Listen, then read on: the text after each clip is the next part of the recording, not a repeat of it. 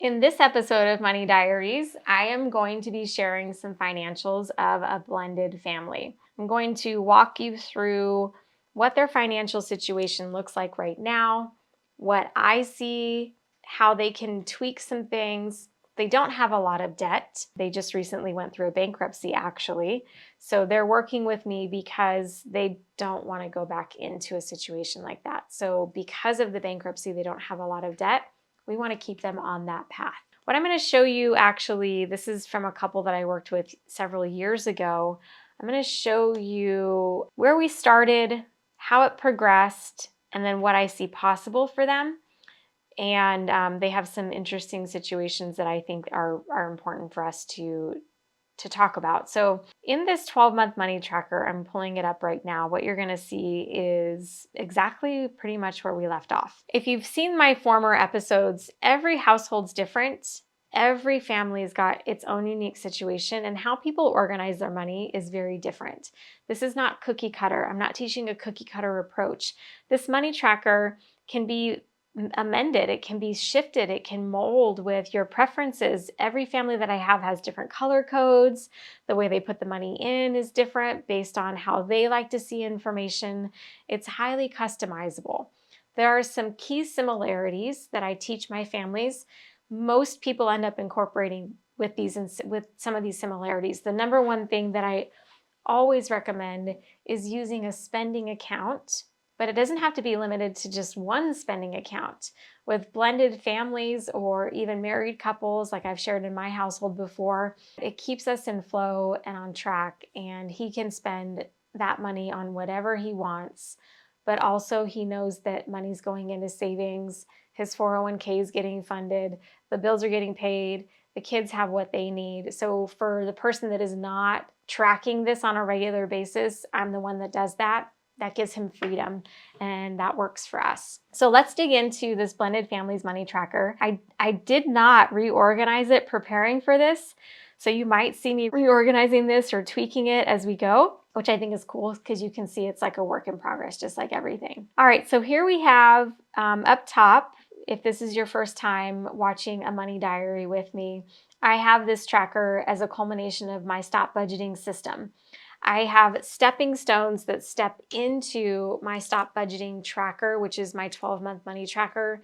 This is really not the same thing as budgeting, like hardcore budgeting. It's a bigger picture way of looking at your finances, and it's a cash flow. So this is the family's cash flow. And when opening it up, I can realize that we didn't really work in it with April and May, and that's typical of a new client. We kind of get used to it. They start seeing their money in a new way because they're used to living paycheck to paycheck, like most Americans. We really got grounded in June, and so what you'll see here from top to bottom is how much they are making in an individual month. You can see that it changes, which is typical of families. Sometimes people change jobs, money comes in differently than others, and they're just getting used to how the flow of money comes in. So this top part of the tracker, we don't really change or mess with a whole lot. Because of today, of this money diary, I'm going to go ahead and input that they started the month of June with a couple $100s. So if $200 started in their main operating account, so the way that I teach the stop budgeting system is you have your main operating account, and then you have a spending account, and then you have a savings account, just to keep it simple. So the tracker here is just for their main operating accounts. We've got $200 in their main operating account. They started the month with. This would be similar to like looking at your bank statement. It shows you what you started the month with, what went out, and what was left over at the end of the month. The difference here is that most people that I've worked with have never seen their money like this side by side. They've never looked at their money as if it had a continuum. It's always like a static month, one at a time. You're looking at, well, this is what happened in June. This tracker is life altering because you're not just looking at what happened in June. You're looking at what happened in June, how it impacts and flows into July, how it impacts and flows into August. You can actually see real time if you use this the way it's designed. You can see that the decisions you make in June, where they lead you to by the end of the year. I love doing this because I love to know when we go on family vacation every summer.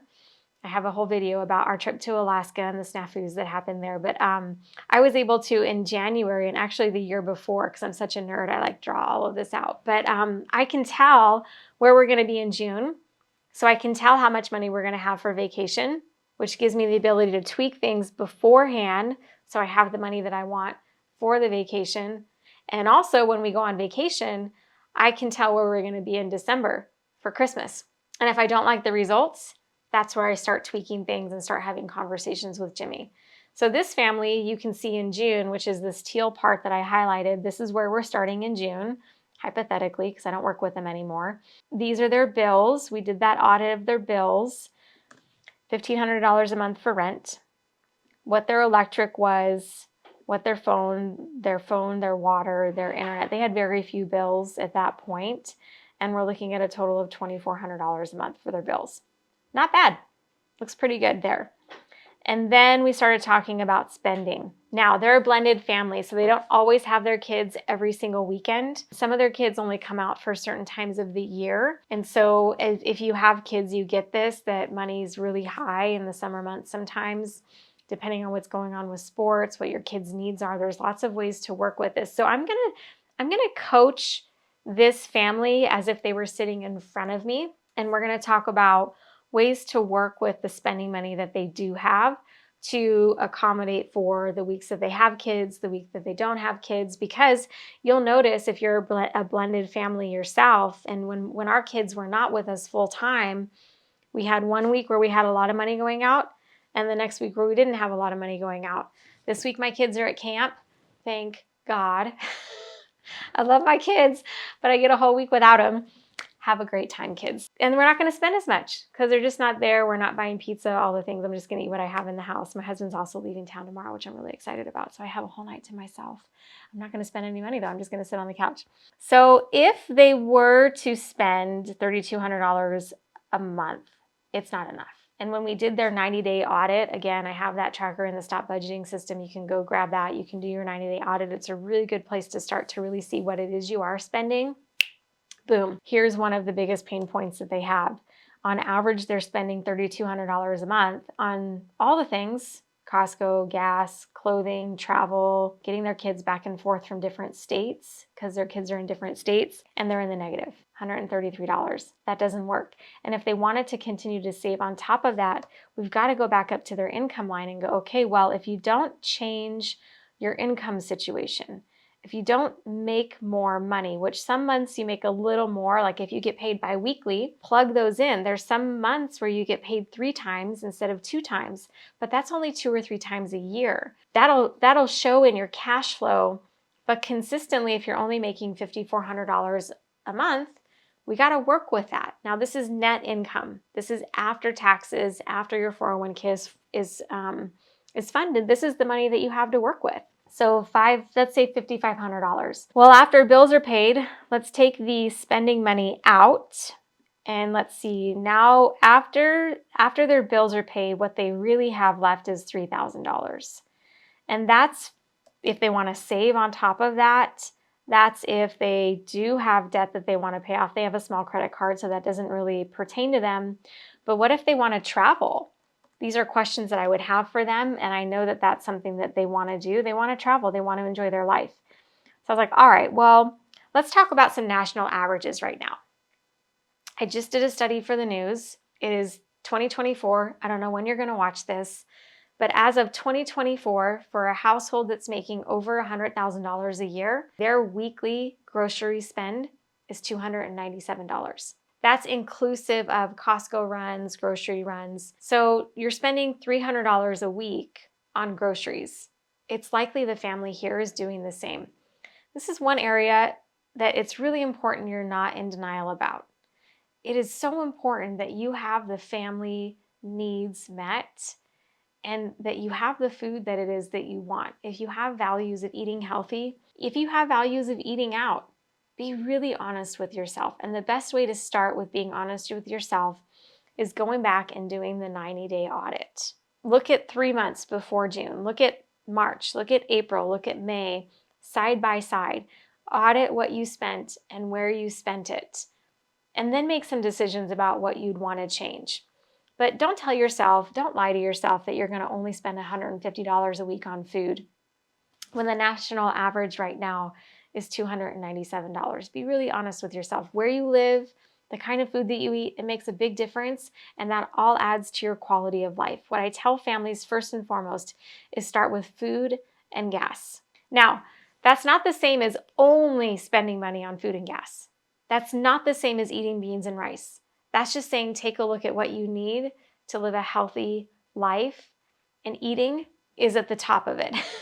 For me, it's showering, brushing my teeth, and eating, right? You got to eat to live and drink coffee. Okay, don't forget the coffee. So let's say that you started as a family. Okay, so what if you spent $500 a week on all the things?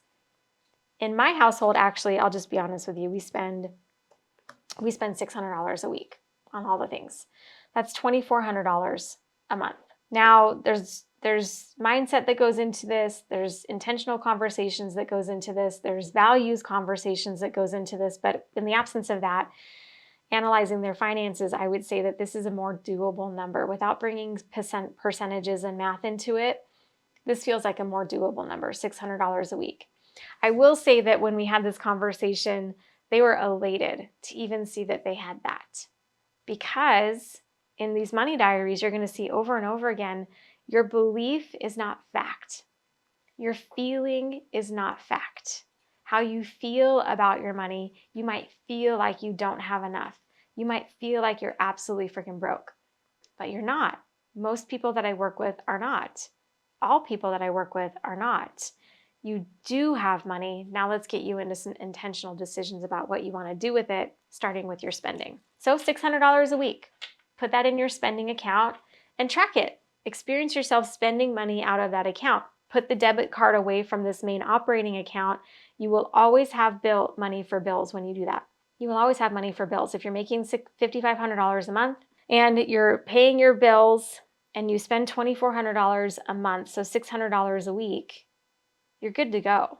You've got money left over to start saving. So I was like, well, how about you put $250 a month into your savings account and then $250 a month away for travel. That's more than what they thought they had. And that's a great start. So then where do we start? We start by tracking it. If I were to take this data and I were to pull it out just the way that we did it, and I'm going to reset the colors there for you, and I bring it all the way out to the end of the year, here's what's going to happen, which is so cool. This is so exciting for a family to never feel like they had money to just come out of bankruptcy, to experience this, that if they just stick with the plan, they pay their bills, they spend $2,400 a month, they have $250 in a high yield savings account for savings like emergency reserves. They have money in a travel account. They have $2,300 in an emergency reserve account. So they've got $1,750 in their high yield savings account, which is a new emergency reserve, which is not what they've had before. They've never experienced that before. They've got $1,750 in a travel account. By the end of the year, they could take their family on a little, vacation getaway, or they could choose to spend that on Christmas if they wanted to. That's up to them. And hold the phone. Not only do they have money left over, not only do they have their bills paid, not only have they spent money on things that they will enjoy, on things that they will love, things that they will love, they're going to have money in savings. And if they just stuck to the plan, they'd have an extra $5,000 in their main operating account. They would break the cycle of living paycheck to paycheck forever if they just followed the plan. Now, what gets in the way of all of this? Kids, income inconsistencies, change of life, emergencies. I know all of these things happen. This is not a picture perfect scenario because life is in all of this every single month. By having a plan, though, the next step is to start working in it and tracking it. And if we were to pick up in July, I'd say, okay, where did you start the month of July? Well, we had $200 in our account instead of $366. Okay, cool. How much did you make? Yep, those are our paychecks. That's what we made. What were your bills? Well, the power bill was $150 instead of $165. Internet went up to $90 a month. They're tracking it. The way that I track it is I just color it once the bill gets paid. That's kind of small stuff, but some of you like to see how I actually would do it or how clients do it. So as bills are getting paid, I just color it so I know that that's paid. the money's been spent, but you know what? We did transfer an extra few $100, so we actually ended up spending $2,700. This is month to month, exactly how I would work the system. And they're like, no, we didn't get to putting money in savings yet, but we do have $1,500 floating over to the next month. Bam. Paycheck to paycheck cycle has been broken. For a blended family, what I will say is this. I know that there's a lot of moving parts and there's different people in the equation. The best thing that you can do is get on a healthy spending plan, because if you only have your kids once or twice every other week or only a few days out of the week, I know you want to spend the most time that you can possible with them. So give yourself some money to spend, take them out for ice cream, make some memories, go to a movie, and having a spending account is going to give you some freedom and flexibility in doing that. I hope that looking at this money tracker has been super helpful for you. I hope that you've had some ahas. I'd love to hear in the notes what you're learning, what you're seeing, and how you can see yourself implementing this in your own life. The other thing is that you don't have to just be a blended family, but if you're watching this and you want to know what I would do or how I would advise you using this information, hit me up on Instagram. Send me a DM. I know people don't say hit me up anymore, but I did. So whatever. Here we go. Hit me up on Instagram at Savvy Money with Lisa. Let me know that you want your money analyzed. You want to be in a Money Diaries episode, and you might be my lucky winner for one of these episodes. Will you redo the conclusion? Yeah? Yeah, because you said episodes. Episodes? Some other weird things happen. So if you want to be in a Money Diaries episode, you want to know what I would advise you to do when it comes to your money, hit me up in Instagram. Yeah? Again. Do it again. Yeah. Because I stopped. It's okay that they see me goofy. Who am I? What am I doing? What am I talking about? Okay. If you want to be in one of my Money Diary episodes, you want me to analyze your finances and know what I would tell you about what to do with your money, hit me up on Instagram at Savvy Money with Lisa. Before I choose you, I want to know what your situation is and what it is that you'd hope to learn from being in the Money Diaries episode. And if I choose you, we'll be in touch. My team and I will be in touch, and we'll let you know what the next steps are.